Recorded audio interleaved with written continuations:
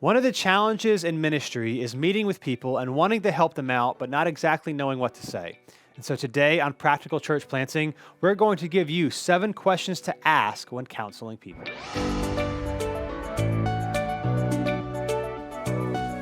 Welcome back to Practical Church Planting. My name is Brian Androsian, and next to me is Dylan Dodson. And today we're going to be giving you 7 questions to ask when counseling people. And today's episode is brought to you by the Church Co., which Yes. is, in our opinion, the best website and church builder for church websites. Yep. We like them so much, we use them not just for our church website, but also Practical Planting Church's website. That's right. And one of the things that's really nice about the Church Co. is their customer support. Their tickets, they respond same day on the weekends, at least by the next business day, and they're super helpful. And for Practical Church Planting listeners, our partnership gets you 40% off for 2 years, which a lot of church planting or church organizations will give you a discount for like 3 or 6 months. They're doing it for 2 years. Yeah. thechurchco.com/practical is where you can get all the information, and make sure you put the word practical in the promo code at checkout for 40% off for 2 years. It's a great deal. And the best part about them is the websites actually look good. They actually look good. It is not just the cheap way to go. It's actually a really good professional looking site. We've had many website builders, and this is by far our favorite. Yep. So thechurchco.com/practical, put practical at checkout for 40% off for 2 years, which is a very long time. Yes. All right, 7 questions to ask when counseling people. And my experience with meeting people, and your experience is meeting people as a church leader, there is a pressure, it seems, to fix people's problems. And I think a lot of times it's just an internal pressure. It's not like people are asking us, like, hey, we want to talk, and I'm expecting you to fix all my problems. But it's just hard as human beings. We love to help people, all of us, no matter who you are. And so it can be really hard not to want to give advice, or it can be really hard to feel like I've got to say the right things or point them in the right direction to make everything better. Yep. And that's often not happen. That's often not possible, and then it makes you can leave the conversation feeling like you didn't do anything that was helpful. So here are 7 questions that I found to be better conversation. Starters are not the right word, but conversation continuers, starters, enders, during these things that actually really benefits people. And it sets the expectations up for you to correctly do what you're supposed to do in the situation, which is not fix all the problems. So here are the 7. Some of these, you can word them maybe differently depending on who you are, but generally speaking, here are questions that I have found myself asking a lot over the years that people often walk away thinking that was really helpful when I'm like, I didn't do it very much, but I let you talk. And I think it's just important to know that letting people verbally process with someone else is often one of the best things that they can do. Mm-hmm. It's not necessarily that they're looking for answers, but they just need someone, and then they need a space to talk through things. And so that's what we can provide. Yep. So here we go. Here's the first one. Number 1, what would you like to see happen? So this is helpful because people come with a problem, they come with an issue. And again, you and I can feel like the pressure to fix the problem for them when we might not even know what the end result would be ideal. Yeah. And I think a lot of times when people, us included, when we're going through something difficult, we're so focused on the problem that we haven't spent the time wondering what would a good solution look like given the issue that you're running into. And so I have found this to be one of the best questions that I'll ask repeatedly. We'll talk about repeated questions in a little bit throughout the conversation. Oftentimes, this is one of the first things that I will ask when meeting with somebody. It takes the pressure off, again, to me to try to think of a solution because, again, I don't know, especially when you're dealing with stuff that they're like, there is no answer for, or something that you've never experienced yourself or walked through someone else with. Yeah. And so, especially in church planning, there's a lot of first conversations that you have. And so asking people what they would like to see happen, again, not expecting them to have, like, here's X, Y, and Z, but a lot of times people haven't thought for themselves what they would want to see happen. And even if they can't make it happen soon, it can start to put connections of, well, here's how I would like to see happen. So maybe here are some next steps that I can take. So this is the first one. This might be the best one in terms of, the most helpful, even though you're not the one giving the answer, is what would you like to see happen? Yeah, I think that's good. I think it's easy to assume we know what assume we know what the person wants the outcome to be. But oftentimes that's just not the case. And I think this can apply whether you're talking to someone, they're coming to you because they're dealing with a potential sin issue or a relationship issue or a marriage issue. All these things, I think we can very easily be like, well, obviously you want to get past this issue, or obviously you want to mend things with your spouse or whatever. But we can assume we know the end game or where the destination is. but obviously they're the ones actually walking through it and not us. And even if you've dealt with the same situation before, there's differences. And so I think it's really helpful to actually know what they want to see happen. Yep. Because it may just be completely different than what you're assuming. And so I think assuming things is really where you kind of shoot yourself in the foot. And this is also helpful too, because some people, they want to talk just to talk through things. And sometimes they'll tell you, hey, I want to talk about this, and like I want to get your advice on it, which that can feel like there's a lot of pressure. And so a question like this is really helpful, because then once you guys kind of decide what you might want to see happen, then you might be able to speak to some helpful next steps with a little bit more clarity than just, I want my marriage to be put back together or whatever it is. They can probably provide some more insight. So what would you like to see happen, I found, is one of the best things that you can ask to people. Yep. And this is also helpful too, because if what they would like to see happen isn't a good thing, you can talk through that. That's true. As well. So here's a second one that goes with it, again, without you having to tell them what to do. After they tell you what they would like to see happen, then you can then ask, how would you want to go about doing that? Which again, these are not like, what's funny to me is like, you're not the one giving them the advice, but people feel like you really help them out. Yeah. And I think, again, I think at the end of the day, it's just because people need someone to verbally process things with and to talk through with and maybe to get some insight, but not be told what to do. And so once people can somewhat identify, and some of these questions take a while. It's not like, bam, bam, bam. Yeah. Here's what I want to see happen. Here's how to do it. But once you kind of talk through what they like to see happen, they can then begin to think, okay, what would they want to do? This might also help you know what you can do to help them achieve what it is that they want to do. But how would you want to go about doing that? I think this also provides a lot of hope because before, people just want the situation to be better, but they maybe haven't thought concretely about what better looks like. And then once you think concretely about what better looks like, you can begin to think about what are the steps that I can take to make that happen. Again, it might be a very long process, but there's a lot of hope that happens to even have an ideal to work towards, as to just hoping that this bad situation or this difficult situation is fixed on its own. Yeah. So asking how would you want to go about doing that, again, you're not the one providing any answers, but I found to be really helpful. Well, I think it can be helpful to not provide answers for a while, because I don't think everyone's always, even if they come with a question, I don't think everyone's necessarily even looking for answers, even if they kind of frame it in the way that they are. I think people, like you said before, I think people want a sounding board. People want someone to talk through things. And I think when we quickly jump to just, here's how you should do things, here's what the outcome should be, here's how you should get there, then, you might be able to walk away from the conversation. You may feel good that you gave them a lot of insight, but I just don't think that is often will lead to very much change. But when you can kind of get people talking through what they want to see happen, how they want to go about it, and obviously you can kind of help direct the conversation if you feel like that's an unwise way to go or something like that. But then if you kind of agree this is the way that we should go to solve this problem, then they're the ones that came up with it. And I think that really helps them give them some ownership to the solution to this issue.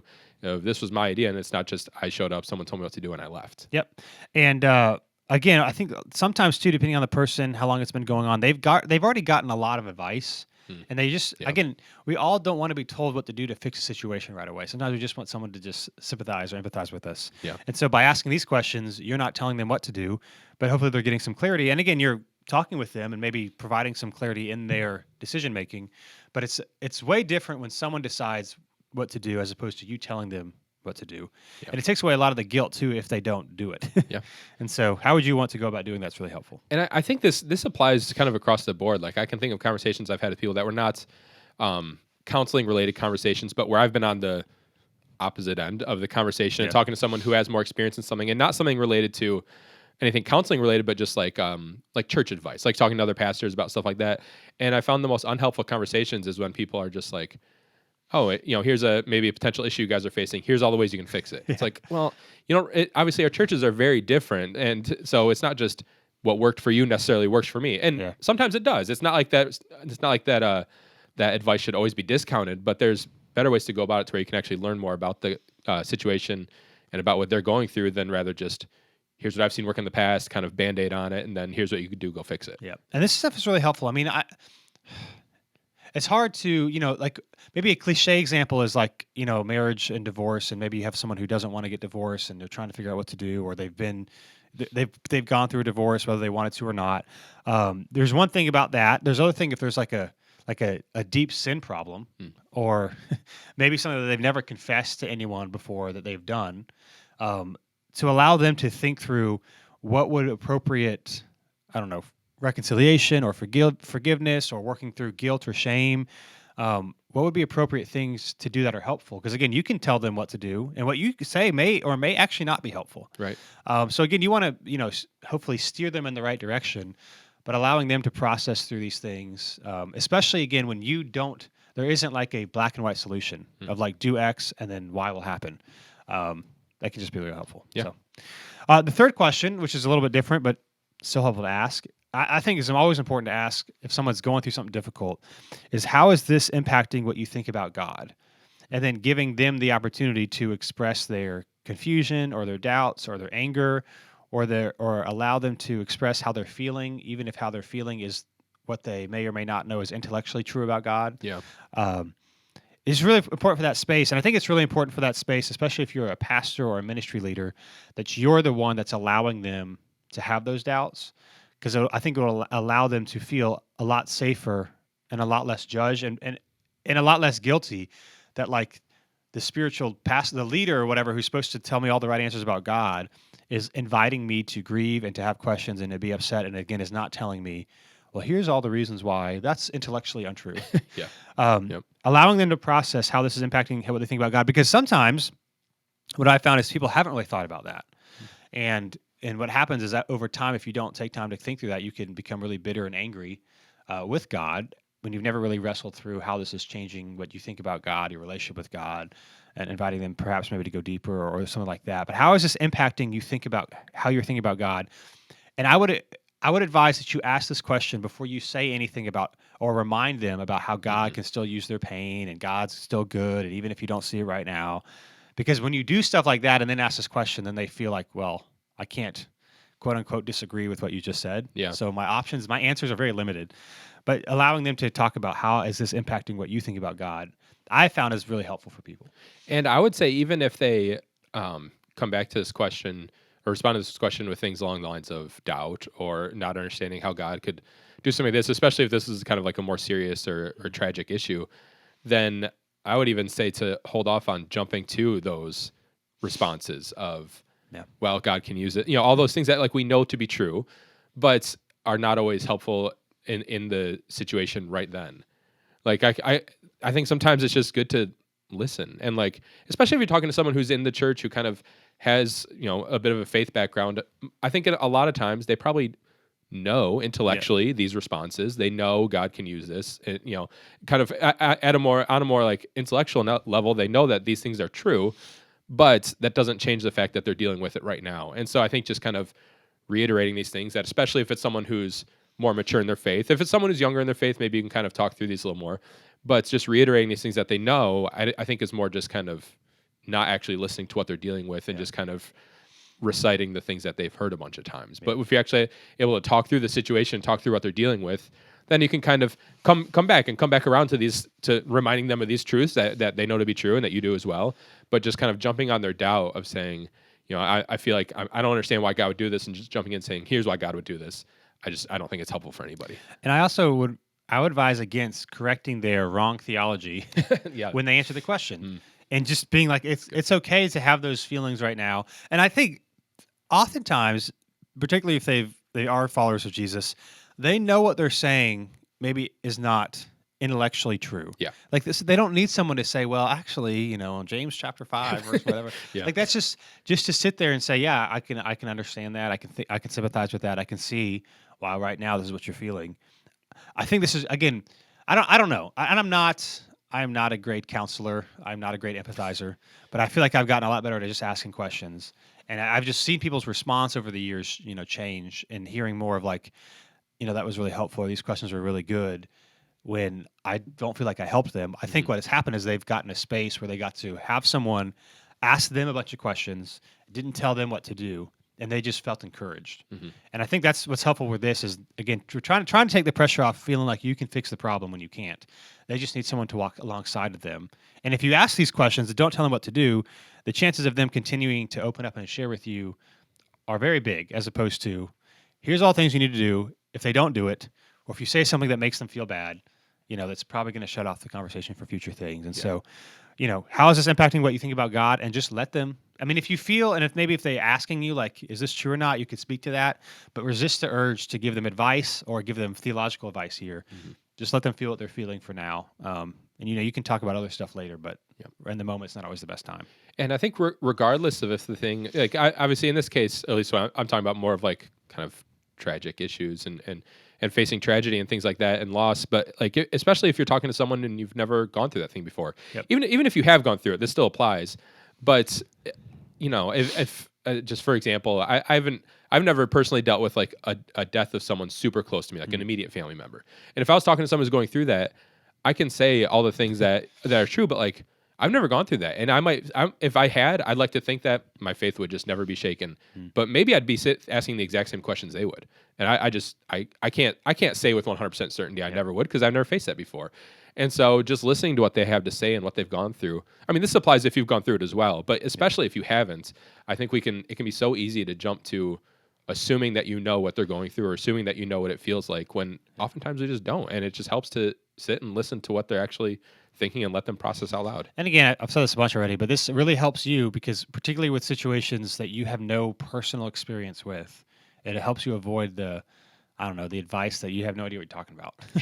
Yeah. Just allowing them to talk and to learn and to empathize and helps you learn and grow as a pastor as well. So, Yeah. Number 4, why do you think this upsets you so much? Now, this might seem like an obvious question, so it's not asked, but I don't know for whatever reason. I found that people really like this because bad things happen, so we assume it's supposed to make us mad or upset or frustrated. But the reasoning for that, like two people could go through the same situation, and their upsettedness, probably not a word, could come from two different places. Yeah. I mean, it could come from stuff that happened as a childhood or false beliefs or things you thought about yourself. There are various reasons why bad things or unfortunate events make people upset. And again, you can't properly help someone if you don't know what it is they're actually mad about. So I don't know. Let's say someone close dies with them. You might assume that they feel like God has abandoned them, but maybe that's not it. Yeah. They could just be upset that maybe there was, forgiveness or stuff that didn't take place before they died. Like that could be what really upsets them. It's not that bad things don't happen. That might not be the problem. It's that we didn't have to have closure or something like that. I don't know. Yeah. There's lots of things that can make people upset. And again, allowing people to verbalize what they're actually upset about, then if it's appropriate, allows you to help steer or counsel them in the right direction. But if you make, again, a lot of these assumptions about what's going on, why they're upset, you could be trying to help them with a problem that they don't actually have. Yeah, and I think you can kind of that you can kind of work on the way that you phrase this question depending on the situation. And what I mean by that is obviously, I mean, hopefully this would go without saying. But like obviously if you're talking to someone who's like lost a child, you're not going to ask them to their face, why does this upset you? Yep. Like obviously. But you can talk about what aspects of it upset them. Yep. Obviously the loss, but is there other things like kind of going back to like how you feel about God? Is it just the fact that they passed away, or do you feel like the way, regardless of the situation, something happened that was unfair, or was it something more sudden, or the sickness that you thought God would take care of? Kind of a whole laundry list of things. But I think it helps you to kind of learn a little bit about the situation, and then you can kind of talk about what aspect of this upsets you. Not just assuming, like you said, even if it is something like the death of a child, they'll say that it's just the loss that upsets them. Clearly that upsets them. But like, that could be a situation where it was someone who has been sick for a long time and they may have had people. And I mean, I've heard of people talk about this where people in the church told them that this person would be healed, that they've been praying for him, and that obviously these prayers weren't answered in the way they thought. And so now they may be questioning their kind of prayer life or what that looks like with God. But just assuming it's just strictly about the loss, you may be kind of missing more to what's going on there. So obviously, again, you reword these based on the situation and that sort of thing. But what in particular about this upsets them can allow them, again, they might not have thought about it or articulated it before. And so allowing them to work through some grief, actually verbalizing what it actually is instead of generally, oh, this is a bad situation. Like what about it is really difficult. Yeah. It can be really helpful. Number 5, and again, this depends on, what's going on. Yeah. But if you could do it over again, what would you do differently? Because again, it's easy to think about, well, here's how I wish this would have played out. Obviously, you can't change how it played out. But if it was maybe a broken relationship or a response to something, obviously a death or something like that is different. Mhm. You can't really change that. But what would you do differently? Again, it won't fix the situation now, but here again, our inclination to give people advice. Here's where people can start giving themselves their own advice that you can maybe speak with and affirm without it coming from you, without it feeling like you're the one that's telling them, here's what you did wrong. Next time, here's what you need to do. Again, especially if you've asked some of these other questions beforehand, and so they're already kind of thinking through and processing it. But if you could do it over again, what would you do differently? They might say some things that you hadn't even thought of, or some things that maybe you wouldn't do differently, but it would still be helpful for them. And again, without you telling them what to do, they're going to begin to feel like they can take steps because they're processing something they haven't thought about. And so, again, if you could do it over again, what would you do differently? I found has been really helpful. And I think especially if you're using this question in regards to like a relationship issue, like you're saying, you can get people to kind of see maybe where they went wrong, but you can also kind of determine if they do feel like they went wrong. Like so, if what would you do differently if the response is a lot of what the other person should have done differently, then you can kind of determine that, hey, maybe there's an issue here. Or I mean, obviously, maybe these are obviously different examples, but maybe if there was abuse going on, maybe there isn't something that person should have done differently and it was the opposite person, or vice versa, whatever. But you kind of get the picture. Like you can kind of determine what they think should have happened, and hopefully their advice to themselves is good and right, and that's the way they should take. Or you can kind of determine if, hey, maybe you're not really seeing that there is ownership you need to take here, and you're kind of trying to put that on someone else. So it's kind of, all these are kind of ways to kind of determine what the person is thinking and how they're responding to their own situation, and then kind of let that lead the conversation from there. Yep. If you could do it over again, what would you do differently? Again, especially if you've already asked other questions, you might answer this question differently than you would have assumed going into the conversation. If you didn't know these things, they might answer it differently than they would have assumed once they've kind of talked through some of their thoughts and feelings that they maybe hadn't verbalized, before this time. And so, again, it doesn't tell you what to do, especially if you're facing a situation where you don't know what to tell them. You've never been through it, or it's just a really awful situation, or really hard situation. Yeah. They're the ones that have been through it, and so they're the ones that can think through. Here's what I would like to have happened differently, and here's if I'm ever in a situation like this again, what I would like to do differently. Particularly if it's a ongoing problem or some sort of addiction, it can allow them to maybe create some boundaries or some healthy next steps without you telling them what to do. And then again, if they don't follow through, it's not like, oh, I let them down. It's like, oh, I didn't do what I wanted to do. And so the next conversation you have doesn't feel like this guilt thing. It's like, okay, we can talk through how to do it again in the future. Yep. Number 6, this is maybe a little bit based on your personality, if this is easier or harder to do. And so here's the 6th one. Repeat a question if you didn't get a real answer. So you have to be okay with, that's not what I asked. Maybe that's easier for some than others. But if somebody, maybe like the last one, if you do it over again and maybe they talk about what the other person would do, what they should have done. Or if you talk about, I don't know, what you would like to see happen, and maybe they know the right answer is maybe be more faithful or honor God more, but they don't answer the question. They talk about all these other, I don't know, excuses that they just, there are certain times where you have to press them, A, because maybe they've not thought about it, or B, because it's hard, like to get an honest answer, it's going to take a little bit because maybe it's embarrassing and, they don't want to say it out loud. So that could be a reason to repeat a question is like, hey, you're not being fully honest with how, or you don't appear to be like, is this really how you think or feel? But also, it's also helpful if you're asking questions like, again, what would you like to see happen? You might have to ask that a few times throughout the conversation because they might not know right away. Or how would you go about doing that? You might have to ask them a few times or talk through. Maybe, you can share your experience or whatever, your thoughts or whatever. But sometimes just repeating questions multiple times will help you get a clear answer. That might sound obvious, but in the moment it might feel a little weird to repeat a question you've already asked. But again, if the goal is not for you to tell them what to do, but to just be a listening ear, to empathize, and to maybe allow them to take steps with them and not just give them a bunch of advice, repeating questions can be really helpful. And so I would do that. Yeah. And I think it's helpful to repeat the question after they've got out the wrong answer, so to speak. Because it's funny, I was reading this and I think back to conversations I've had a long time ago with someone who, I was kind of on the receiving end. And so skirting around answers, in my young, whatever age, but them kind of stopping me and saying, no, it's not what I asked, and trying to get back on track, which I get they're trying to get back on track, but also if you just let the person say what they're trying to say, you may kind of uncover more to what's going on than they originally said. Yeah. Like if they're giving you a wrong answer, so to speak, or a misguided answer to one of these questions, just jumping in and cutting them off, you may be cutting off something that they actually really need to get off their chest, or you may be cutting off something is kind of revealing to how they feel about God in this situation, or kind of in the example I gave earlier, if they're shifting the blame to somebody else, you may be able to see more about what that relationship was actually like than if you were to just cut it off right there and say, that's not what I said. Okay. But definitely bring it back. You do need answers to these questions, but let them get the wrong answers out, so to speak. And I think it'll help you kind of learn a little bit more about what's going on. Yeah, and maybe they did answer the question fine, but then as you talk more, you feel like there could be more there. And so again, later on, you could say, so now that we've said through this, you've said some things. What would you like to see happen now? Like, how would you answer that question now? Yeah. And allowing them to think through it with, again, you're not the one like telling them anything, but they'll think. I mean, it is helpful. It's just helpful to have someone listen. And maybe you tell them a few things, particularly if they ask you, well, what do you think I should do?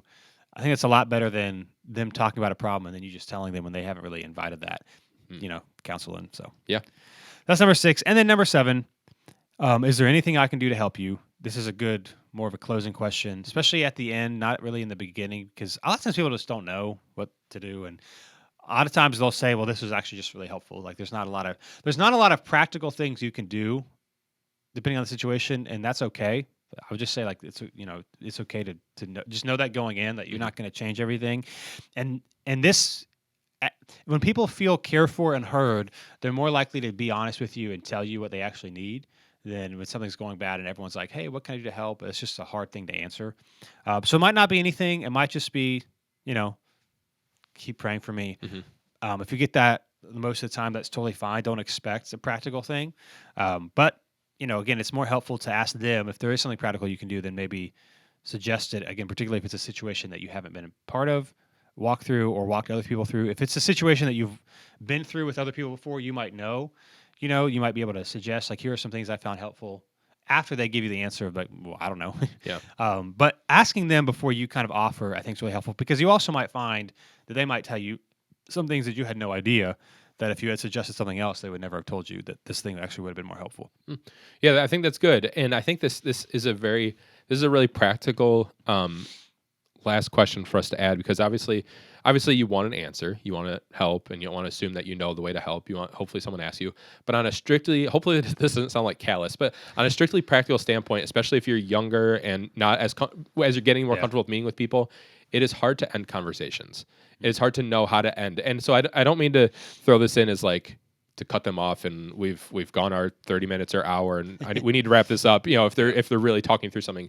But it can be easy, especially as you're kind of getting more comfortable with having these conversations with people, to just kind of not really kind of let it just kind of trail and not really know how to end it, because it's, unless they give you like an obvious ending, it is kind of awkward to end. And you don't want to cut it off too early, but you obviously don't want to just like make them feel pressured to stay because you're kind of the leader and things.